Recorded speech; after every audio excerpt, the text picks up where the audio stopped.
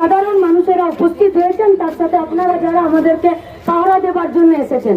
যদি দুটো দিন আগে বসতপুরে আর নন্দপুরে এই জাপান তলাতে যদি আপনারা এই কাজটা নিজেদের সঠিকভাবে করতেন আর গুন্ডাদের বুকে, দর্শকদের বুকে যদি ভয় থাকতো, তাহলে আজকে আমাদেরকে এখানে বসতে হতো না।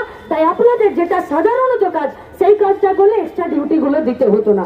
তাই যে কাজটা আপনাদের, যার জন্য মানুষের ট্যাক্সের পয়সায় আপনাদের বেতন হয়, সেই কাজটা করবেন।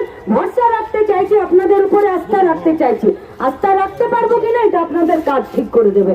বাড়িতে তো যান, গিয়ে তো দেখেন মাদের মুখ, মেয়েদের মুখ, মায়ের মুখ, বাচ্চার মুখ, বইয়ের মুখ, তারপরেও কি করে কাটছেন উর্দিটা গায়ে রেখে। আর গোটা পশ্চিমবঙ্গের মেয়েগুলোকে এই সমস্ত নরখাদকগুলো মুখের উপরে সামনে তাদেরকে ছেড়ে দিতে, আর তাদেরকে ছেড়ে দিয়ে যারা প্রতিবাদী তাদেরকে আপনারা ধরে নিতে। তাই আমরা পরিষ্কার বলতে চাইছি, যারা প্রতিবন্ধীদেরকে ধর্ষণ করে, যারা মেয়েদেরকে সম্মান দিতে জানে না, যাদের গলা কেটে ফেলে রেখে দেয়, আর তাদের বুকে যারা এই কাজ করে, তাদের বুকে আপনাদের সম্পর্কে যদি ভয় তৈরি না হয়, বাড়িতে গিয়ে আইনাতে মুখটা গিয়ে দেখুন যে আপনারা কি কাজে যুক্ত হয়েছিলেন আর আজকে কি কাজ করছেন। তাহলে কি দিদিমণি বলে দিয়েছে নাকি আরজি করে কেউ ভাঙতে গেলে বাথরুমে ঢুকে যাবেন? আরজি করে ভাঙতে গেলে আর বাথরুমে ঢুকে গেলেন আপনারা 20 মিনিট লন্ডভন্ড করতে দিলেন। হ্যাঁ, আমরা তো চাইছি, গোটা রাজ্যের মানুষ চাইছে।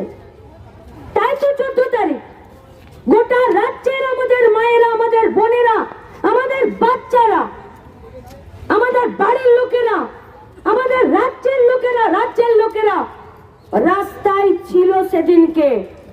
যে রাতটাতে সন্দীপ ঘোষ বলে দিলে হবে না যে ডাক্তারের রাতের বেলায় সেমিনার হলে কি করার দরকার ছিল।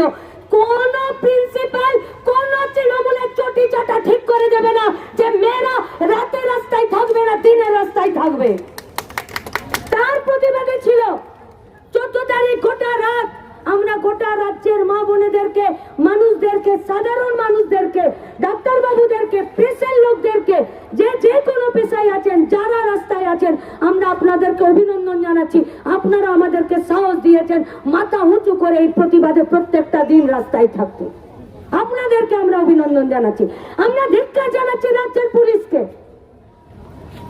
ট্রেনিং তো নিয়ে এসেছেন মব কন্ট্রোল করার, ট্রেনিং তো নিয়ে এসেছেন দুষ্কৃতীদেরকে ধরার, ট্রেনিং তো নিয়ে এসেছেন তদন্ত করে দোষীদেরকে ধরার। সেই ট্রেনিং গুলো কি জলে গুলে খেয়ে নিলেন নাকি দিদিমণির আগে পিছে ঘুরে বেড়াচ্ছেন?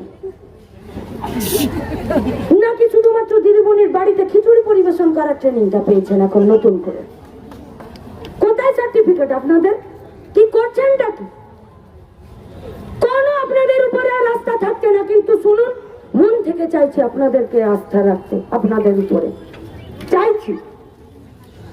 পুলিশ অফিসাররা আছেন, দেখেছি ছোট থেকে, দেখেছি আছেন ছোট থেকে, লড়াই করতে জানেন, ডিপার্টমেন্টের ভিতরে লড়াই করতে জানেন, অনৈতিক নির্দেশের বিরুদ্ধে লড়াই করতে জানেন।